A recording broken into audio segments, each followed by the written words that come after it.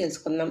ఇలా ఎల్లిపాయలు వలవాలంటే చాలా ఇబ్బంది పడుతూ కష్టపడుతూ ఉంటాం కదండి. చాలా ఈజీగా సింపుల్గా ఎలా వలిచేసుకోవచ్చండి. ఒకరి హెల్ప్ లేకుండా ఇలా ఎన్ని ఎల్లిపాయలైనా చాలా ఈజీగా మనమే వలిచేసుకోవచ్చండి. ఈ విధంగా ఎల్లిపాయలు వలుచుకున్న తర్వాత ఏదైనా ఒక బౌల్ తీసుకుని ఆ బౌల్లో ఇలా ఎల్లిపాయలు పెట్టేసుకొని స్టవ్ ఆన్ చేసుకుని కుక్కర్ పెట్టుకొని కుక్కర్లో 2 లోటాలు వాటర్ పోసేసి ఈ విధంగా ఆ బౌల్ని అందులో పెట్టేసామనుకోండి, విజిల్ లేకుండా మూత పెట్టేసి ఇలాగా మనం ఒక 10 మినిట్స్ ఇలా ఉంచేసామనుకోండి, కొంచెం ఆ వాటర్ అనేది హీట్ ఇస్తాయి కదండి, ఆ ఆవిరికి ఇలా ఎల్లిపాయ తొక్క అనేది మెత్తబడిపోతుంది. చాలా ఈజీగా సింపుల్గా అప్పుడు ఎల్లిపాయ తొక్కని మనమే ఈజీగా తీసుకోవచ్చండి. ఇలా ఎన్ని కేజీలు ఎల్లిపాయలైనా చాలా ఈజీగా సింపుల్గా ఇలా వలిచేసుకోవచ్చు.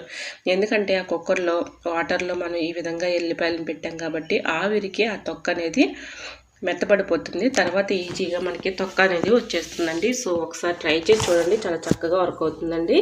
ఒకరి హెల్ప్ లేకుండా ఎన్ని కేజీలు